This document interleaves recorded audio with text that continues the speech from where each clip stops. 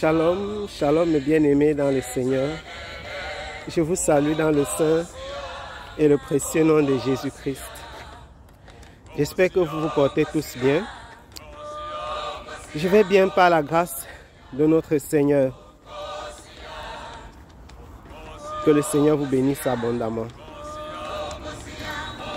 Ces derniers jours, il y avait beaucoup d'activités, que ce soit sur Internet, sur les plateformes sociales, les plateformes professionnelles comme LinkedIn.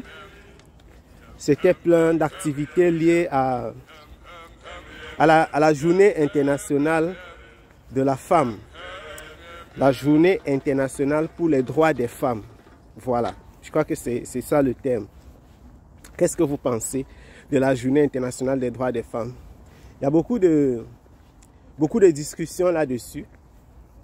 De plus en plus, nous nous rendons compte que même dans l'Église, il y a des discussions, des malentendus concernant les droits des femmes. Est-ce que le christianisme est une religion contre le droit des femmes? Est-ce que vous avez l'impression que le christianisme est une religion contre le droit des femmes? Est-ce que le christianisme est une religion misogyne? Est-ce que le christianisme ne donne pas à la femme la place qu'il faut? Je vais vous donner mon avis là-dessus. Je n'ai personnellement pas l'impression que la Bible ou le Dieu des chrétiens soit un Dieu misogyne. Et je ne pense pas qu'il y ait une raison pour laquelle les femmes devraient se sentir frustrées dans l'Église. Pour ceux qui voudraient comprendre davantage par rapport à ce que j'enseigne sur ce sujet, ils peuvent lire les autres enseignements. Il y a des enseignements sur cette page par rapport à la place de la femme dans l'Église. Je ferme la parenthèse. Mais bien aimés dans le Seigneur, le droit des femmes est un droit légitime. Je voudrais déjà commencer par là. Le droit des femmes, c'est un droit légitime. La lutte pour les droits des femmes, c'est une lutte qui peut trouver son sens d'une certaine façon. C'est une lutte qui peut trouver son sens. Pourquoi? Parce que les femmes sont celles qui, à majorité, subissent les violences conjugales, par exemple. Les femmes sont celles qui étaient négligées, abandonnées. Quand je dis négligées et abandonnées, par exemple, les femmes n'avaient pas le droit de vote.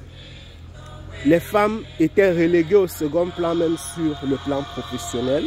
Même s'il y a des professions que je crois encore aujourd'hui qu'il ne faut pas se leurrer. Je ne vois pas à quoi ça sert d'envoyer les femmes souffrir dans ces professions. Donc, le droit des femmes, la lutte pour que les femmes retrouvent une place juste dans la société, c'est une lutte légitime. Mais il faut savoir comment est-ce qu'on mène cette lutte-là. Et c'est à ce niveau que vraiment je ne suis pas d'accord avec ce qui se passe. Et donc, ceci dit, si la lutte des femmes est une lutte légitime, quelle est la place de la chrétienne, du chrétien dans cette lutte-là? Je trouve que la stratégie est fausse. Et le diable est extrêmement rusé. Aujourd'hui, si vous allez observer, examiner avec soin ce qui se passe, vous comprendrez que aujourd'hui, on associe la lutte pour les droits des femmes aux questions de genre et de sexe. Ce n'est pas véritablement la même chose. Les femmes ont droit à telle ou telle chose. On doit avoir les mêmes salaires que les hommes s'ils font les mêmes métiers et s'ils occupent les mêmes grades. C'est une chose.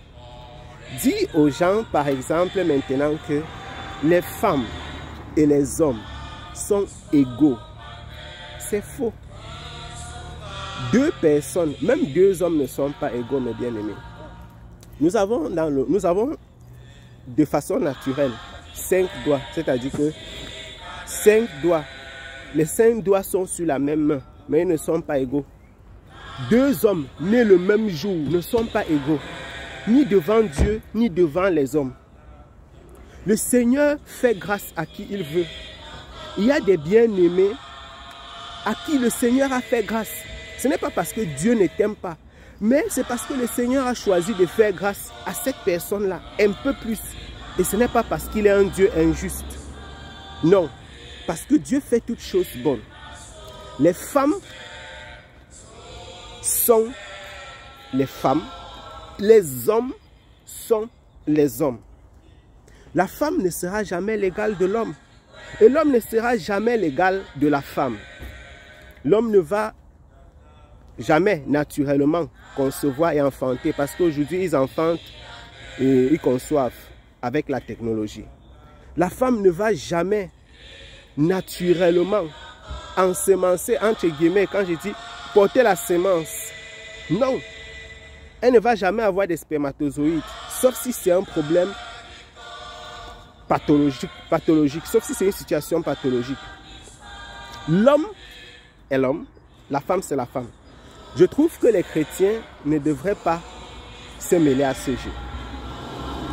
La lutte pour les droits des femmes, bien qu'elle soit légitime, ce n'est plus ça aujourd'hui. Aujourd'hui, c'est une lutte des sexes et des genres. Ça veut dire que aujourd'hui, le but, c'est de faire croire au monde et d'imposer la doctrine selon laquelle les hommes et les femmes sont égaux. Et je vois beaucoup de frères et de sœurs chrétiens engagés dans cette lutte.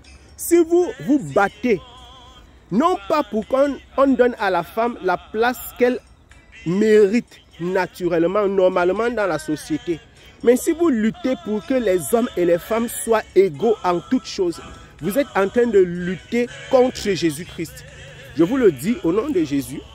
Si vous luttez pour que les hommes et les femmes soient égaux en toutes choses, vous êtes en train de lutter contre le Seigneur. Dieu a voulu que l'homme soit le chef de la femme dans la société et dans le mariage. Être le chef de quelqu'un ne veut pas dire que tu dois avoir un meilleur salaire que la personne. Non.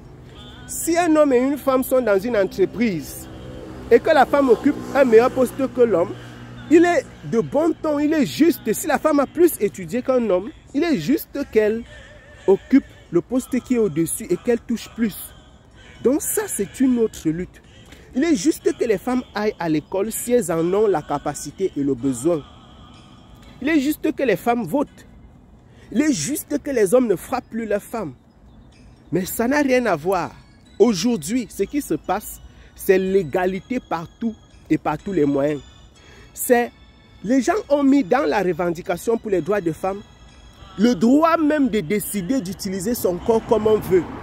Vous voyez comment le diable est extrêmement subtil. Aujourd'hui, les luttes pour le droit à l'avortement entrent dans les droits des femmes. Les luttes pour le droit à l'avortement, les luttes pour le choix d'utiliser les contraceptifs à n'importe quel âge. Une jeune fille, dans les pays où c'est interdit, on se bat pour que les jeunes filles, même de 12 ans, 10 ans, puissent aller en pharmacie prendre le contraceptif sans l'avis des parents. Voilà vos droits des femmes que vous êtes en train de défendre. Et les chrétiens sont dans ces jeux. Vous devez sortir de cette histoire.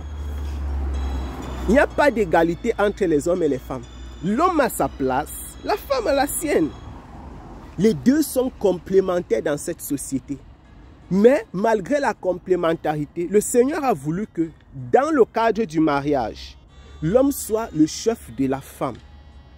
Que la femme obéisse à l'homme. Aujourd'hui, on a travesti, on a transformé au point où, avec vos luttes, on se retrouve avec les femmes qui combattent leur mari dans le mariage. Parce que vous avez tout mélangé, vous êtes embrouillés, vous avez tout mélangé.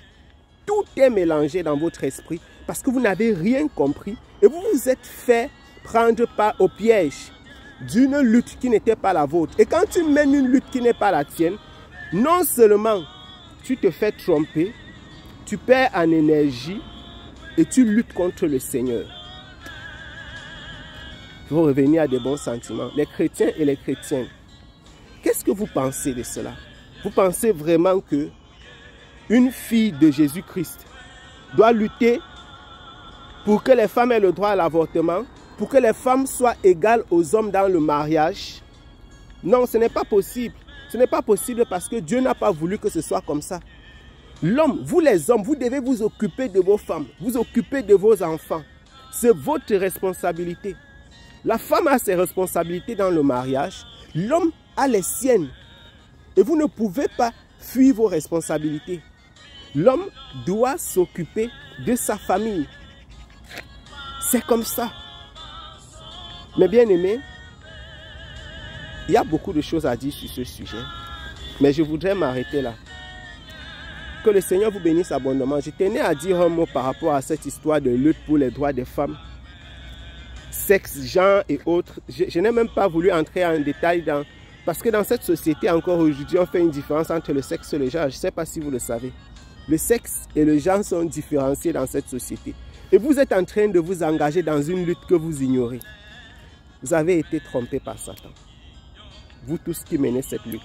Que le Seigneur vous bénisse abondamment. Shalom.